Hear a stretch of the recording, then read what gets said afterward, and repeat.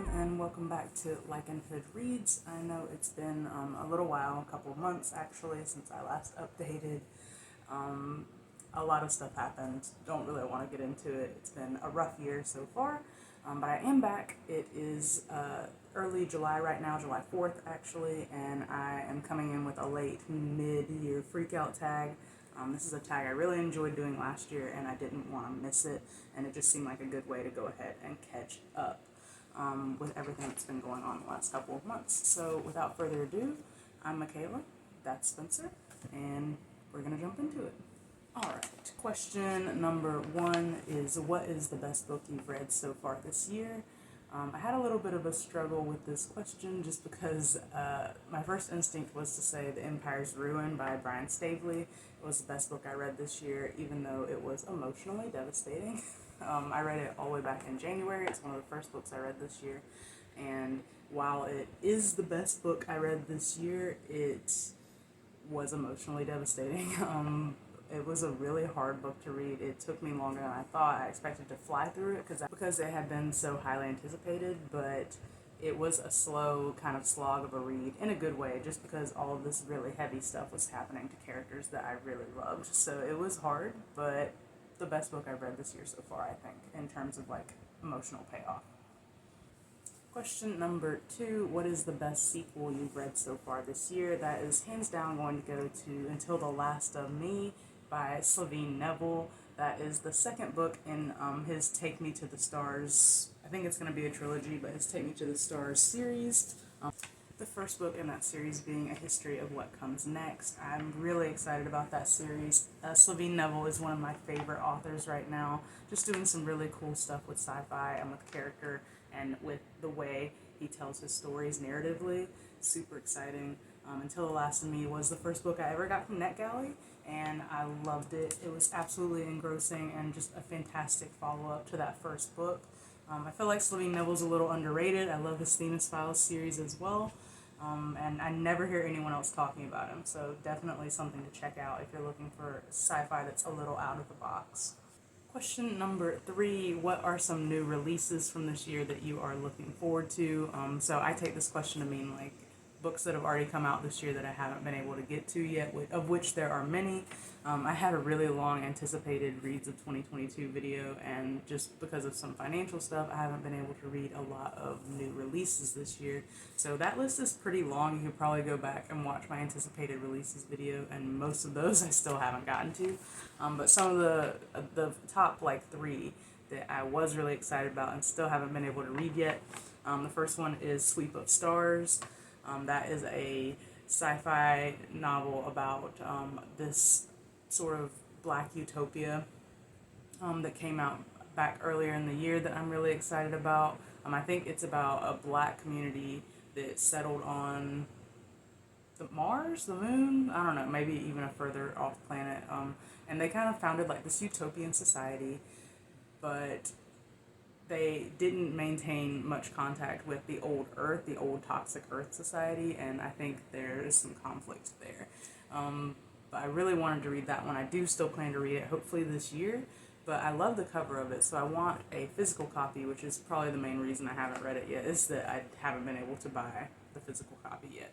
Another anticipated release that I haven't gotten to yet would be Delilah Green Doesn't Care. That is a sapphic, I think kind of new adult or adult rom-com that just looks fantastic. I've heard great things about it so far, and I know that there's already a sequel or like something's coming out next year that's either a sequel to it or some sort of interconnected story that's also sapphic.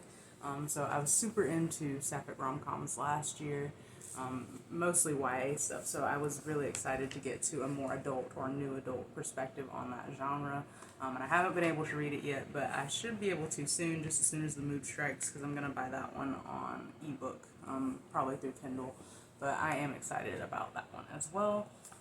And last but not least would be Hunger of the Gods. That is, of course, by John Gwynne, his follow-up to last year's The Shadow of the Gods. I really liked Shadow of the Gods, however, I read it on audiobook last year and had a little bit of a hard time following it, mostly due to the narration. Even though I had that difficulty with the audiobook, I really enjoyed the story and the world building and what I did get out of it. So I want to read Hunger of the Gods. I've been excited about it all year. But again, that's one that I'm not going to go for an audiobook this time, just because I don't think that's the best format in which to read it, because it is such like heavy, epic fantasy, and the narrator was just a little... It's not that they did a bad job, it was just kind of droll, and it was hard to tell the characters apart, because it's one of those narrators that reads in the same voice, no matter which perspective they're telling it from, so I'm probably going to have to go with the ebook for that one. Again, I just haven't gotten around to it, but I am super excited about it, and I've heard nothing but good things. And I also wanted to go ahead and mention a new release that is not actually out yet, which might kind of be cheating, but on September 27th, I am looking forward to A Genesis of Misery, which hopefully I can throw the cover up here, because the cover is really doing all of the work. It looks incredible. I don't know much about what it is about, but it is, I believe, sapphic or queer in some way, and it is a sci-fi book. It just looks totally fantastic, and I couldn't possibly resist. So I am looking forward to that in September. What are some anticipated releases that have not come out yet this year? So the second half of 2022, what am I looking forward to?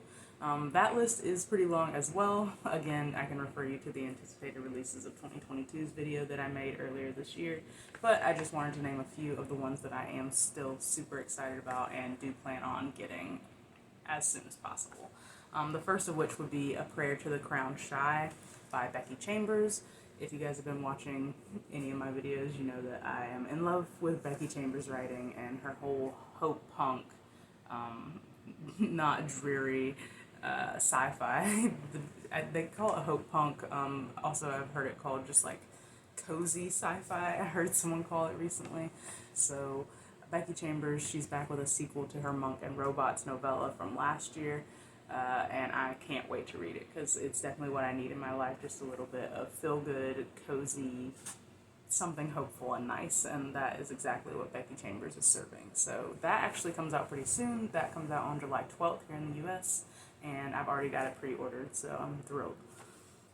Also, of course, looking forward to Nona the Ninth. That is, of course, the third book in Tamsin Muir's Gideon the Ninth, the Locked Tomb series. It was originally a trilogy, but now they kind of tacked on a book, so it's going to be at least 4 books, I guess, so I'm going to call it a series. But this is the third book, Nona the Ninth. The cover is absolutely incredible, and of course Gideon the Ninth and Hera the Ninth especially just blew me away. I can't wait to see what happens next. I can't wait to expand this story, expand this world, and hopefully get back to Gideon and Hera one of these days, because those two are just incredible, and I can't wait to read more from this series. That is supposed to come out on September 13th, so a little bit more of a wait, but I'm here for it. Alright, question number 6, getting into what is the most disappointing book you've read so far this year. That is by far going to be Silk Fire. This is a book that I got from NetGalley back in the spring, and I was super excited for it. The cover is phenomenal, and the synopsis is long, but ultimately gives off a lot of good vibes. It makes you want to read it. It throws out some exciting concepts in there, and I was just overall expecting this book to be amazing, but it was not. I don't want to hark on it too much. I did write a pretty lengthy review on both Goodreads, NetGalley. I don't really like to be super negative, so I don't want to go into all the things I didn't like about that book, but let me just say that it was really hard to get through. I almost DNF'd it several times, and I'm really surprised that I made it through on nothing but sheer willpower, basically. Yeah, most disappointing book this year for sure. I wouldn't recommend it, honestly. Sorry. Okay, what was your biggest surprise of this year in terms of reading? I wrote down 2 things for this. So, biggest surprise, first of all, is going to be The Prey of Gods by Nikki Drayden, which is this cool little sci-fi novel that I found in a used bookstore back in the winter, like the beginning of the year. It had been on a couple of my lists for a while because it is written by a black female author, so I had it written down in my notebook, but it wasn't like a high priority just because it looks sort of cheesy. But when I found it in that used bookstore and finally picked it up, I fell in love with it. I actually ended up reading it both physically and an audiobook. The audiobook narration is really, really good. and it's just fantastic. It takes place in a near future sci-fi South Africa. And it has a whole hodgepodge of perspectives and different characters. But essentially, what's happening is some weird ancient god stuff is coming to the surface. And so it's a little bit of a sci fi hybrid, really. The setting of the book is a very sci fi enriched society with like robots and advanced technology and a lot of reliance on computers and whatnot. It is the plot is mostly about these sort of ancient powers and this ancient past kind of rising up into that society and disrupting things, and how that affects the people within it. I absolutely adored it. It was fantastic, and I can't wait to read more by Nikki Drayden. She has some newer stuff out, and it's high on my priority list. My second biggest surprise of the year, so the second part, is going to be Girls Can Kiss Now, and that's by Jill Gilowitz. And that is actually a nonfiction book, and I don't read much nonfiction, but I saw the cover, and I just had to see it, had to read it, and I ended up really loving it. It was fantastic. It was kind of tailor-made to me, like late-stage millennial lesbian who loves pop culture, and that's it right there, the pitch. It's full of pop culture humor and these great, funny essays. It gets a little real sometimes. Trigger warnings for like sexual assault and the general trauma that comes from being a girl and having to deal with things like that, basically. But Jill deals with it with a lot of humor and a lot of hope. There's a lot of nerdy talk in it about TV shows and movies and music from that time period of like the early 90s, well, the 90s and then the early 2000s. It was just sort of tailor-made to me, and I loved every second of it. It was surprised because I don't read much nonfiction, and when I do pick it up, I'm usually kind of disappointed, but this was great. Question number 7 is, who is your favorite new author? And originally I was like, I haven't really just been reading a lot by one particular author, and most of them are authors that I've known already. However, I just recently, like last month, started Django Wexler's The Shadow Campaign series. Now, you might remember Django Wexler is writing forget the name of the series, but Ashes of the Sun and Blood of the Chosen, which I really enjoyed last year. I love that series. It's great. This is kind of the only other series that he's written, and I hadn't planned to read it originally because it's a sort of military fantasy, like flintlock fantasy, and that just didn't interest me much at the time, but I finally decided to pick it up on audiobook, and I've actually been really enjoying it. It has another sapphic relationship and sapphic character as one of the mains, which I don't know why Django Wexler is doing that, but they are doing it, and he's doing it really well. So I think I want to make a video where I talk a little bit more about Django Wexler's writing, just because I'm really impressed with the way he's handling his queer relationships, especially compared to some other books I've read recently by male authors writing sapphic characters that I did not enjoy as much. So I'm going to go ahead and put it out there. I've read Django Wexler before, but I think he is kind of becoming a new favorite author, just depending on how this series goes, and of course whatever happens with that Ashes of the Sun series. But I have enjoyed both of those immensely, and at this point I think I would try just about anything Django Wexler has written.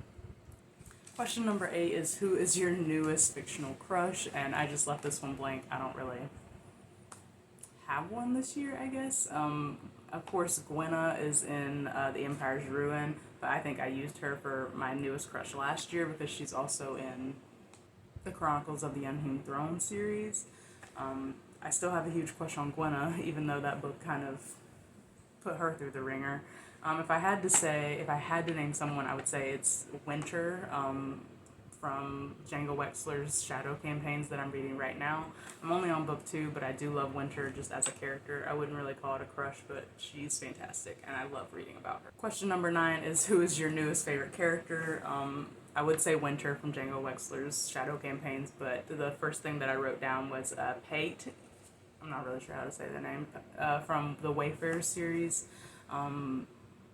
I just recently finished The Galaxy and the Ground Within, and she is one of the POV characters in that. P.E.I. I really love her perspective, and I really love her species as well. I'm going to miss that series immensely. Maybe one day Becky Chambers will come back to it, but in the meantime, I just hold that series and that world and all the characters really close to my heart, including this one. Number 10, have any books made me cry? No. Back to The Empire's Ruin, it put me in immense pain. It put me through a lot of pain, but I never wanted to cry about it. Books don't make me cry very often. That just doesn't really happen. So, moving right along. Question number 11, what books made you happy this year? I needed some happiness over the last few months, so I wrote down a couple of different ones. First of all would be The Hourglass Throne by Katie Edwards, which is of course book 3 in the tarot card sequence. That came out back in May, and boy did I need it. It was fantastic, a great addition to the series. It might even be my favorite book in the series so far. But either way, yes, it came just in time, couldn't have happened soon enough, and couldn't have loved it anymore. I'd also like to say the Lady Trent series by Marie Brennan. I read that entire series of five books plus a standalone over the past couple of months, and they were a great comfort to me. Just sort of a nice, light, fun read that helped me fall asleep at night when I was listening to the audiobook. And I don't say that like it was boring, just like it was soothing. And of course, lastly would be The Galaxy and the Ground Within, but Wayfarers number 4 by Becky Chambers. That book made me super happy, and I really enjoyed it. Again, I just needed something nice, and Becky Chambers is always up for something nice. All right, rounding the corner here. Question number 12, what is the most beautiful book that you have bought, been given, or whatever, found this year? And that answer is going to be Under Fortunate Stars by Ren Hutchins. Ren Hutchins. I haven't had a chance to read this yet. It just came out in June, and I pre-ordered it, and it's been sitting on my bedside table waiting to be read. But look at this cover. It's queer sci-fi space opera. You know, it's got a whole synopsis here that sounds pretty awesome, but I don't want to read the whole thing. It wasn't a total cover buy, but I am thrilled about this cover. It's so gorgeous. I love it. It's the most beautiful book I've gotten this year, by far. No competition. Okay, and of course, question number 13, the very last question would be, what books do you still have to read before the new year? So what is your TBR for the rest of the year? And the answer is a lot of books. A lot. I'm not going to sit here and name a bunch. I have a goal of 90 books for this year, which I think is 10 more than I read last year. And I'm at 39 right now as of today, July 4th. So I think the goal is within reach, but I still have a lot of reading to do. Under Fortunate Stars is high on my list. Right this second, I am reading Forged in Fire, which is book 3 in an urban fantasy series that I became obsessed with in June. I think I want to talk more about it later in another video, but I'm reading that one right now, going for Under Fortunate Stars next, and I'm just going to keep reading forward. I haven't been big on TBRs this year just because so much has been going on, and my mood has been unpredictable to say the least, and I just kind of needed whatever it is that I needed. So not big on TBRs right now, but I do have a lot of books that I'm looking forward to that are coming out this year. I have a lot on my shelf that I still need to get to from my New Year book haul, and in general I'm just going to read like crazy for as long as I can and see if I can reach that goal of 90 this year. So this has been my MidYear FreakOut Tag. It's good to be back, and thank you all for watching. See you again soon.